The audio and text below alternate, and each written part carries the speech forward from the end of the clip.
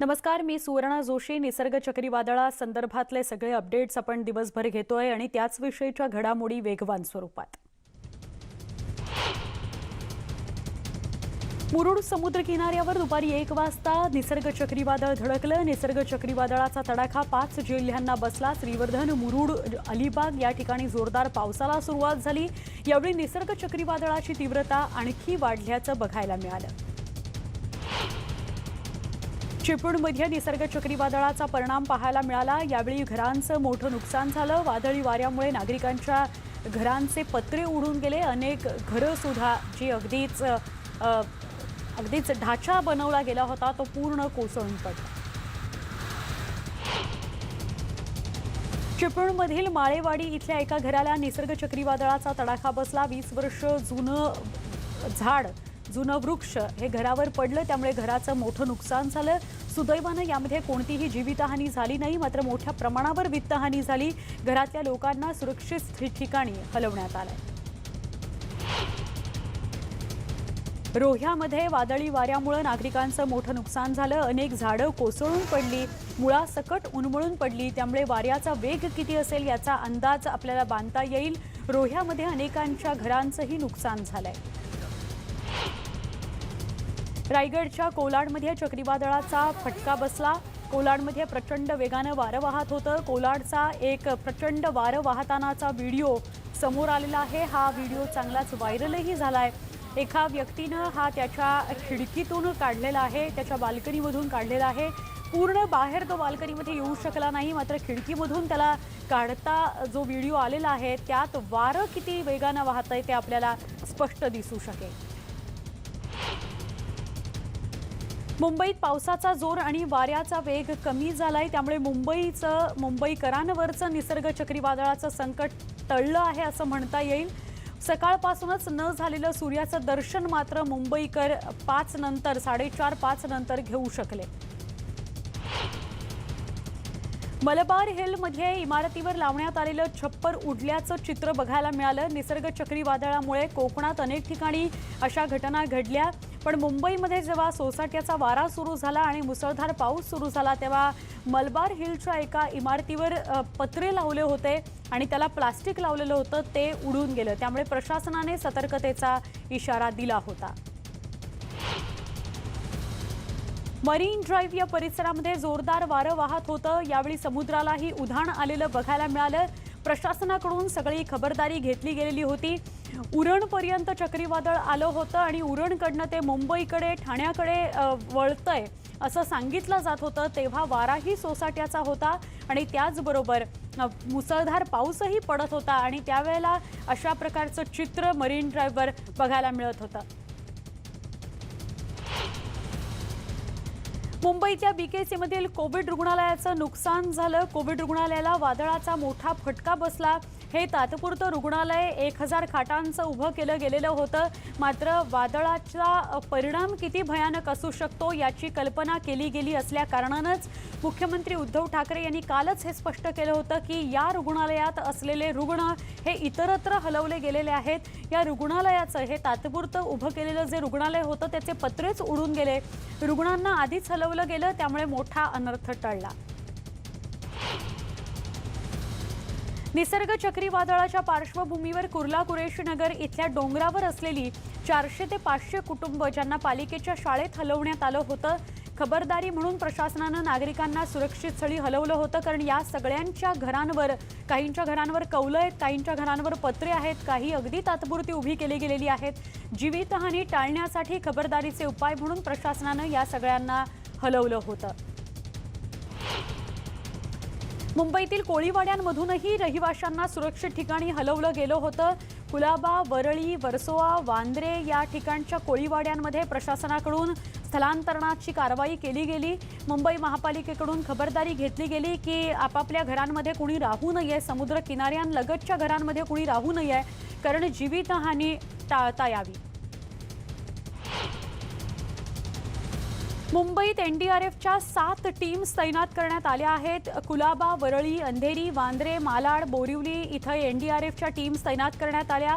अंधेरीत एनडीआरएफच्या 3 teams तैनात करण्यात आल्या, तर महापालिकेच्या 35 शाळांमध्ये तात्पुरत्या निवासाची लोकांची व्यवस्था केली गेली आहे।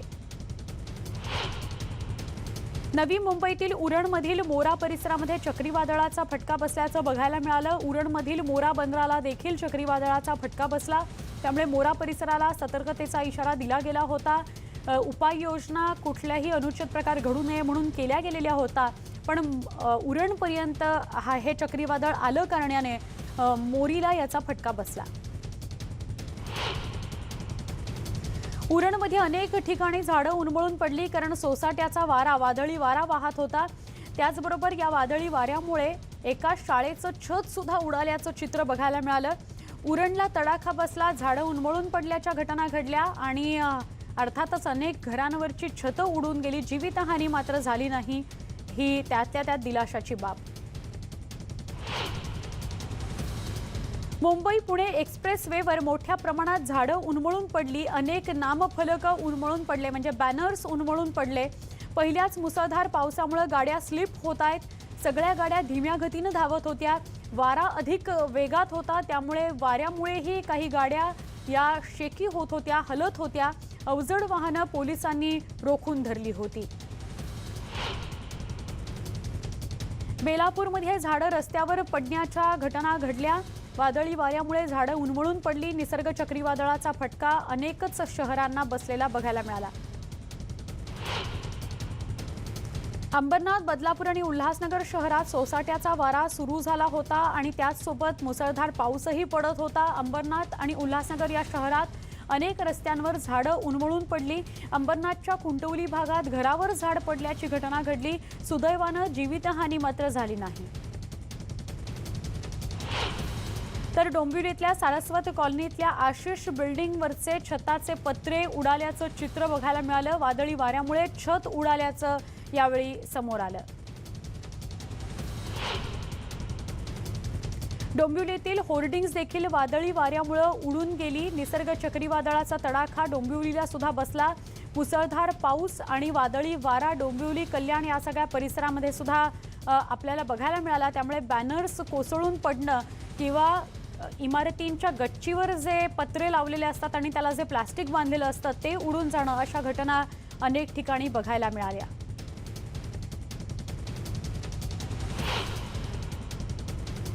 उरणमध्ये समुद्राला उधाण आल्याचं दृश्य पाहायला मिळालं। अंगावर काटा आणणारं हे दृश्य होतं। समुद्रात वेगानं वारं वाहत होतं, बोटी सगळ्या समुद्रकिनारी होत्या, पण अर्थातच वाऱ्यामुळे आणि तेही वादळी वाऱ्यामुळे बोटी अँकर तोडून उडून जातील की काय, निघून जातील की काय, भरकटतील की काय, अशी भीती मात्र सगळ्या कोळी बांधवांच्या, मच्छीमारांच्या मनात होती।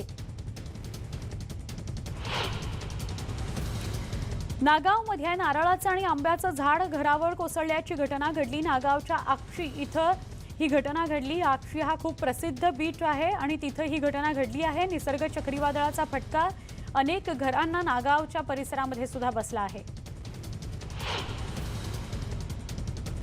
तर श्रीवर्धनमध्ये चक्रीवादळाचा परिणाम मोठ्या प्रमाणावर बघायला मिळाला। श्रीवर्धन बाजारपेठेतील नवी पेठ इथली ही दृश्य आहेत। घराची छतं उडून जाणं, पत्रे उडून जाणं, त्याचबरोबर अनेक झाडं कोसळणं, ती घरांवर किंवा गाड्यांवर कोसळण्याचे प्रकार घडले आहेत। चक्रीवादळाच्या पार्श्वभूमीवर जवळपास 40,000 लोकांना श्रीवर्धनच्या समुद्र किनाऱ्या परिसरातून स्थलांतरित करण्यात आलं होतं। पुण्यातही निसर्ग चक्रीवादळाचा तडाखा बघायला मिळाला। पुण्यात रस्त्यांवर झाडं कोसळण्याच्या घटना घडल्या। अनेक ठिकाणी झाडं कोसळली, त्यामुळे वाहतूक ठप्प झाली। अनेक घरांवर ही झाडं कोसळली, त्यामुळे आता झाडं बाजूला करण्याचं काम पुण्यात सुरू आहे। रायगड जिल्ह्यातील रोह्याला वादळाचा फटका बसला। अनेक ठिकाणी घरावरचे पत्रे उडाले, काही झाडं कोसळण्याच्या घटना घडल्या। तर नदी आणि खाडीचा परिसर, जिथं पाण्याचा वेग प्रचंड झाला होता वाऱ्यामुळे आणि त्याचबरोबर कोसळणाऱ्या मुसळधार पावसामुळे। रोह्यातील खाणजी या गावात घरावरील पत्रे उडाल्याचं चित्र पाहायला मिळालं। वादळी वाऱ्यामुळे घराचं मोठं नुकसान झालं। जोरदार वादळी वाऱ्यामुळे घरावरील पत्रे उडाले आणि त्यामुळे अर्थातच वित्तहानी झाली। दापोलीत पशुवैद्यकीय दवाखान्यावर झाड पडलं आणि मोठंच नुकसान झालं। निसर्ग चक्रीवादळाचा मोठा तडाखा दापोली आणि इतर परिसराला बसला आहे। तर रायगडमधील उरण समुद्र किनाऱ्याजवळ जोरदार वारा आणि पावसाच्या धारा कोसळत होत्या। यावेळी वादळी वाऱ्यामुळे अनेक झाडं उन्मळून पडल्याच्या घटना घडल्या। त्यामुळे रायगडमध्ये निसर्ग चक्रीवादळाचा परिणाम उरण समुद्र किनारी अधिक बघायला मिळाला। रायगड जिल्ह्यातील अलिबागमध्ये एकूण 12,000 नागरिकांना सुरक्षित स्थळी हलवण्यात आलं। शाळा आणि सार्वजनिक कार्यक्रमांच्या हॉल्समध्ये लोकांना ठेवण्यात आलं। सोशल डिस्टन्सिंगचं पालन करण्याकरता कालपासूनच हे स्थलांतर सुरू करण्यात आलं होतं। रायगड किनाऱ्यावरील 6 पोलीस स्टेशन्समध्ये 800 पोलीस तैनात करण्यात आले। रायगडचे पोलीस अधीक्षक अनिल पारसकर यांनी ही माहिती दिली। निसर्ग चक्रीवादळामुळे वांगणी हा समुद्र किनारा खचल्याचं बघायला मिळालं। मोठ्या प्रमाणात समुद्र किनारा खचल्याचं दृश्यांमधून दिसतंय। जोरदार लाटा धडकत असल्यानं संपूर्ण वांगणी समुद्र किनाराच पूर्णपणे खचला। मांडवा जेट्टी भागात सोसाट्याचा वारा वाहत होता। किती वेगानं वारा वाहत असेल याची पूर्ण कल्पना या मांडवा अलिबाग परिसरामध्ये घेतलेल्या या दृश्यांवरून येते। कुणीतरी घराच्या आडोशाला उभं राहून ही दृश्य टिपलेली आहेत। बाईक्स वाकड्या तिकड्या झालेल्या आहेत। उडून जाताना पुढे सरकत जाताना या बाईक्स बघायला मिळतात। म्हणजे मुसळधार पाऊस आणि सोसाट्याचा वारा किती होता, किती वेगानं हा वारा वाहत असेल। जवळजवळ 100 ते 120 किलोमीटर प्रति तास इतका वेगानं वारा वाहत होता आणि त्याची ही अत्यंत बोलकी दृश्य। अलिबागमध्ये वादळी वाऱ्यासह जोरदार पाऊस झाला। यावेळी नागरिकांना सतर्क राहण्याचं आवाहन करण्यात आलं होतं। प्रशासनानं आवाहन केल्यामुळे नागरिकही त्याला प्रतिसाद देताना दिसले। कुणीही घराबाहेर पडलं नाही। अलिबागमध्ये निसर्ग चक्रीवादळाचा परिणाम बघायला मिळाला, तोही मोठ्याच प्रमाणावर। कारण प्रशासनाकडून खबरदारी घेतली गेली असली तरी वित्तहानी मोठ्या प्रमाणात झाली। वारं आणि पाऊस याच्यामुळे घरांचं, झाडांचं मोठंच नुकसान झालं आहे। समुद्र किनाऱ्यावरील गावांचंही नुकसान झालंय। प्रशासनाकडून आता मदतीचं कार्य सुरू आहे। निसर्ग वादळाचा तडाखा नाशिक जिल्ह्यासह शहराला देखील बसला। शहराच्या अनेक भागात झाडं उन्मळून पडली। रस्त्यालगत असलेली झाडं महावितरणच्या डीपीवर सुद्धा कोसळली। या रस्त्यानं मोठ्या प्रमाणावर वाहनांची रहदारी असते। आजूबाजूला रहिवासी परिसर देखील आहे। पण कालपासून आधीच सूचना केल्या गेल्या होत्या, त्यामुळे अर्थातच कुठलीही जीवितहानी झाली नाही। मोठा अनर्थ टळला, कारण या रस्त्यावर जेव्हा झाड कोसळलं तेव्हा गर्दी नव्हती। रायगडमध्ये चक्रीवादळाच्या पार्श्वभूमीवर राष्ट्रीय आपत्ती निवारण दलाची 4 पथकं जिल्ह्यात दाखल करण्यात आली आहेत। निसर्ग चक्रीवादळाच्या तडाख्याला आणि त्याने परिणाम दाखवायला पहाटेपासूनच सुरुवात केली। वादळी वाऱ्यासह पावसानं वेगवेगळ्या भागांमध्ये हजेरी लावली। पाजपंढरी, हरणे, पालंदे, आडे, पाडले, केळशी, वेळास, बाणकोट या सगळ्याच गावांना धोका निर्माण झालेला होता। आणि ज्याप्रमाणे वर्तवलं जात होतं की धोका आहे, त्याप्रमाणे तिथे मोठं नुकसानही वाऱ्याने आणि पावसानं केलेलं आहे।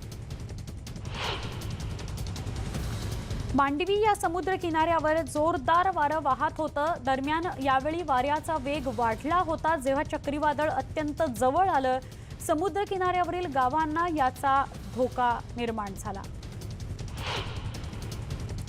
रत्नागिरीमध्ये निसर्ग चक्रीवादळाचा परिणाम पाहायला मिळाला। सकाळच्या वेळेला रत्नागिरी, सिंधुदुर्ग या ठिकाणी म्हणजे हे दोन्ही परिसर किंवा हे दोन्ही जिल्हे आणि त्याचे समुद्र किनारे हे या चक्रीवादळाच्या परिघामध्ये होते। त्यामुळे अर्थातच रायगड काय किंवा रत्नागिरी, सिंधुदुर्ग काय इथं खूप मोठा फटका बसला। माडाची झाडं प्रचंड मोठ्या प्रमाणात रत्नागिरीतल्या समुद्र किनाऱ्यांवर आहेत। ती अक्षरशः वाकडी झाली होती झाडं। काटकोनात झाडं वाकली होती असं म्हटलं तरी अतिशयोक्ती ठरणार नाही। निसर्ग चक्रीवादळाचा खेडमध्ये जोर वाढल्याचं बघायला मिळालं। खेडमध्ये जोरदार वादळ आणि पाऊस आला। खबरदारी म्हणून महावितरणकडून वीज पुरवठा खंडित करावा लागला। रत्नागिरी जिल्ह्यातल्या खेडमधली ही काही अधिक दृश्य आपण बघतोय। वाहतूक महामार्गावरील वाहतूक सोसाट्याच्या वाऱ्यामुळे आणि धुवाधार पावसामुळे बंद करावी लागली। खेडच्या गावांना सुद्धा फटका बसला आणि त्याचबरोबर महामार्गावर सुद्धा फटका बघायला मिळाला।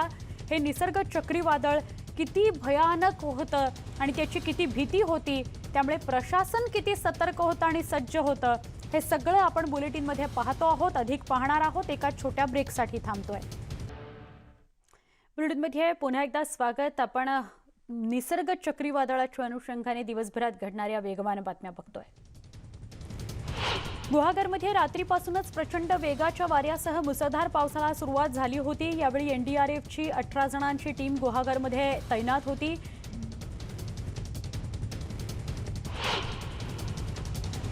रत्नागिरीमध्ये समुद्राला उधाण आल्याचं बघायला मिळालं। रत्नागिरीतल्या मिर्या बंधाऱ्याजवळची ही दृश्य आहे। समुद्राला उधाण आल्याचं यावेळी बघायला मिळालं। समुद्र अक्षरशः भीती निर्माण करत होता। रत्नागिरीत मालवाहतूक जहाज भरकटल्याचं चित्र होतं। मिर्या बंधाऱ्याजवळ जहाज भरकटलं। वादळाच्या तडाख्यामुळे हे जहाज भरकटलं। MT बसरा स्टार असं या जहाजाचं नाव आहे। निसर्ग चक्रीवादळाच्या पार्श्वभूमीवर पालघर जिल्ह्यात हाय अलर्ट जारी करण्यात आला। प्रशासनाकडून समुद्रकाठी राहणाऱ्या नागरिकांना सुरक्षित स्थळी हलवण्यात आलं होतं। पालघरमध्ये रात्रभर रिमझिम पाऊस पडत होता। सकाळपासून या पावसाचा जोर आणि वाऱ्याचा वेग वाढायला सुरुवात झाली होती। जिल्हा प्रशासनाने खबरदारी म्हणून सगळ्या उपाययोजना योजल्या होत्या। एक छोटासा ब्रेक, पुन्हा पहा फक्त न्यूज 18 लोकमत।